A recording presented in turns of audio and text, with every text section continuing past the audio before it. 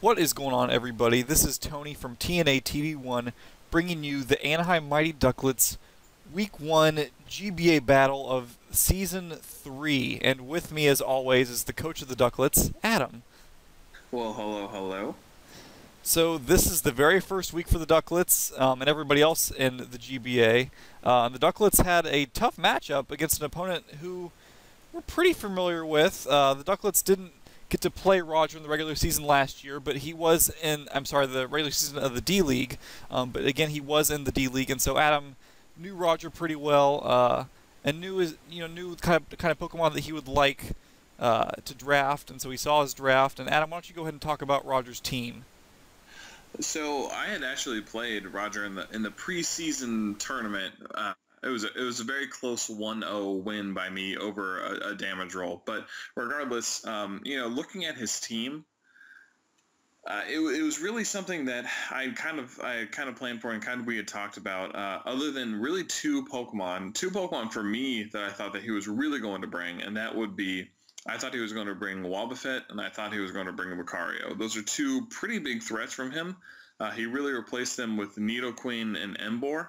As you look at the team, the remainder of that, I really thought he was going to bring. Spiritomb gave me troubles for what I thought was going to be a big trouble for his team, which was Chandelure, which I'll let you talk about here in a second.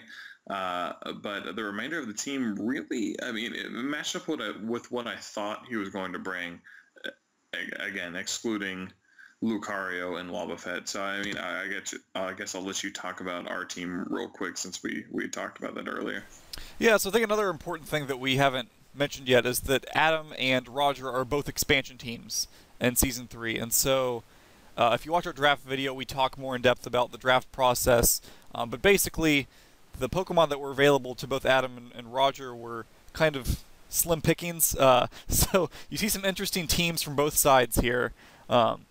Adam chose to bring Mega Aggron, who was his Mega pick, who Adam got, I think, was it the 15th Mega pick, correct? Oh, it was the second to last, which would be 15th, yes. Yeah, so Mega Aggron making an appearance right away, and I think this is going to turn out to be a very great pickup for Adam with the 15th pick. Mega Aggron is a great Pokemon, and it had a pretty good matchup against Roger's team, which is why Adam decided to bring it. So it especially matches up without him having Wobbuffet there. But that's continue. true, yeah. And along with that are some really good disruptive Pokemon like Sableye. Sableye shut down Roger's. If Roger chose to bring a physical Lucario, which he did not, Sableye's a really good check to that. Sableye's also a really good check to Wobbuffet, who and Roger did not bring that today to this match. So. But regardless of him not bringing those two things, Sableye is a very good disruptive Pokemon, and it's really annoying and tough to bring down. So Gastrodon is also here. Gastrodon is a pretty bulky water type. Also matches up fairly well against most of Roger's team. And then Thundurus Eye, a very fast Pokemon, very threatening, has really good coverage moves that Adam could use against Roger's team. Azelf, another very speedy psychic type with tons of coverage moves. I think Azelf's really going to be underrated this year too, just because it can run both physical and special and even some support sets. So I'm sure Roger was not quite sure what type of Azelf Adam was going to bring. And then last, I think, is the star of the show, at least for Adam, kind of his win condition this week, was Chandelure. And this Chandelure was scarfed to outspeed all of Roger's Pokemon that were not scarfed. And he really doesn't have much to take care of that Chandelure if the Spiritomb is taken down. So with that, we will go ahead and get started. So I led with Aggron because seeing that he didn't have Wobbuffet, I really wanted to get my rocks up, seeing that he had both Crobat and Noivern. So I led with that, not really knowing what he wanted to lead with. Unfortunately, he led with Spiritomb, which could potentially burn me, and since I'm not the Rest Talk set, that was not something I wanted to take. Yeah, and after you switch out here and go into Sableye to take this burn, he pulls a switch here. I think that was a pretty smart play from him. I think he just didn't want to take any damage or a T-Wave or anything and wanted to keep that Spiritomb healthy at that point.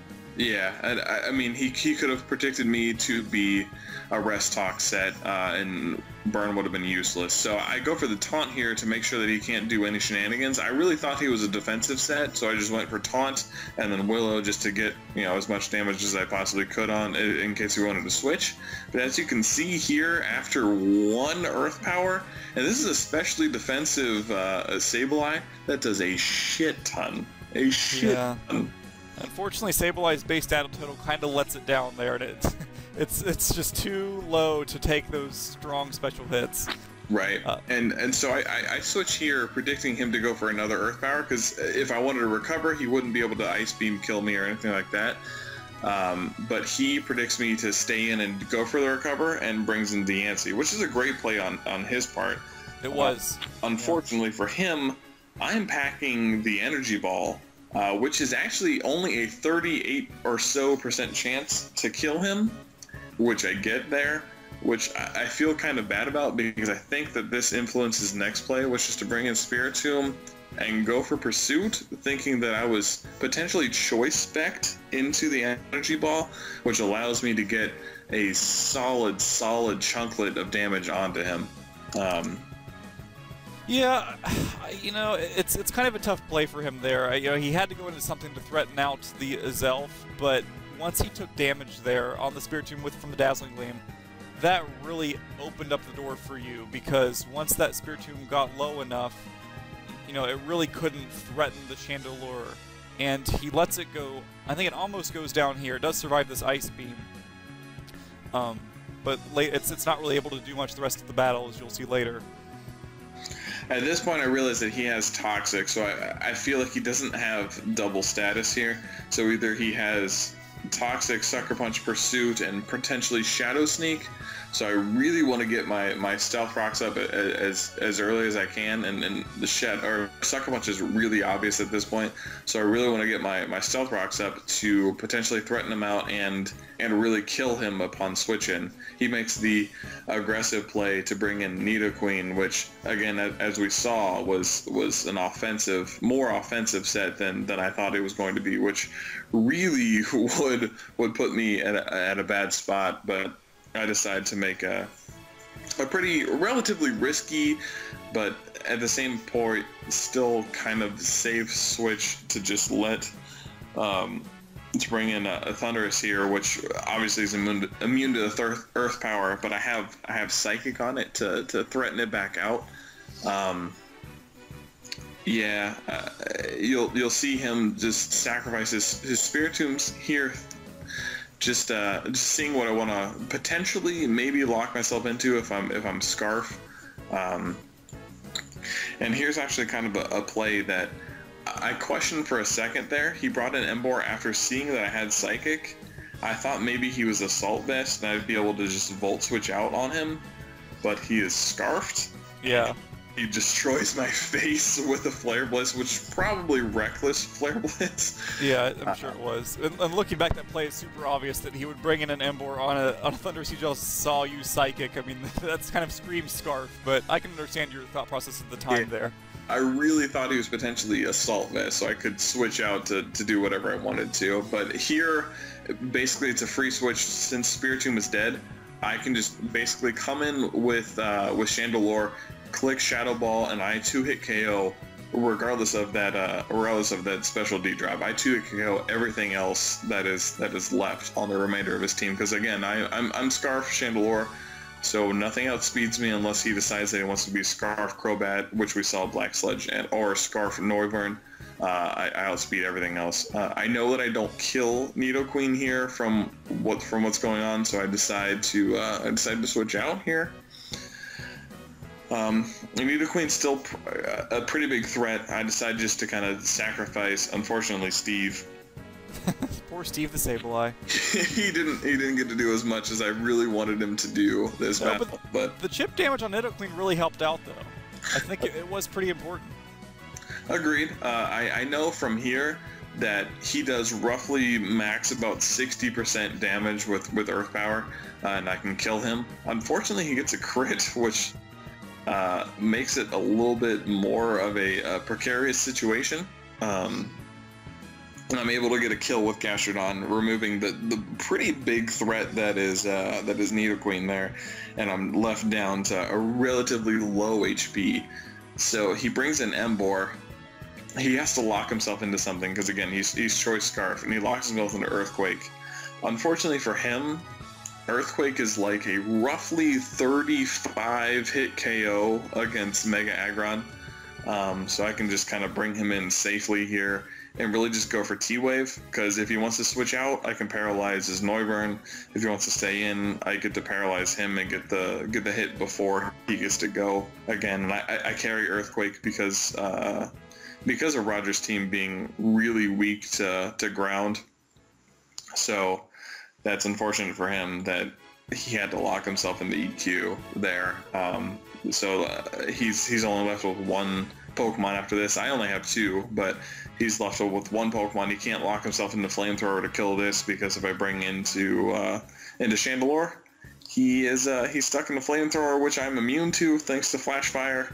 And as you can see, he's clearly Specs, because that does a lot of damage even though it's resisted.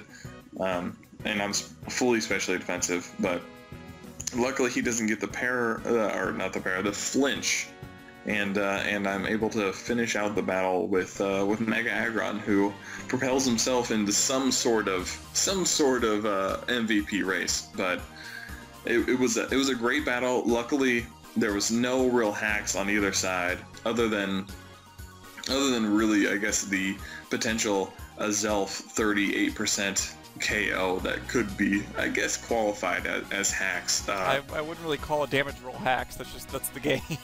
The game is damage rolls. That's all the game is. Yeah, I just, again, for me myself, I feel slightly bad because I'm sure that potentially influenced how he played the next couple of turns, which really kind of screwed him over. But it was a very straightforward battle, and it was a very great battle I had against Roger, who, we kind of touched upon, was in the D-League before this, and he may have not had the greatest record in the D-League, but he continuously improved within the D-League, so I knew that it was not going to be an easy battle coming into this, because he had a good team that he drafted.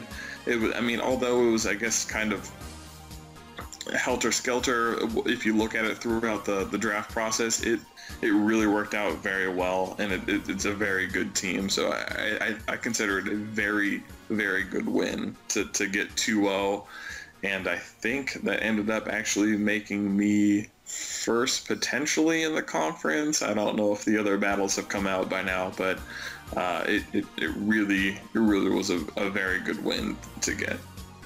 Yeah, I think it's a great way to start off the season. Roger is as competent a player as anyone in the league, so any victory in this league is a good victory. Everyone in this league is a great player, but things are going to only get tougher from here. So next week you take on Pokemon. So what are your thoughts on that battle? Next week we take on what is arguably the number 2 team in the GBA. He drafted well coming up. He lost to one person in the finals, and that was Nick. So it'll be a very, very tough challenge coming up, and it'll be if I'm able to win this, it'll be a definitely challenge, definitely a statement saying, hey, I'm here. I did pretty well in the D-League. I think I can do pretty well in the regular GBA, regardless of how the, I guess, bad or less competitive draft that the expansion teams got. I think it'll be really fun to do, because again, it's a really great team. It's a really great battler. I'm really looking forward to it. Yeah, so stay tuned, guys. That battle will happen later this week, and we will post that one as soon as we can. So hope you guys enjoyed. Please leave a thumbs up. Please root for the Duckletts.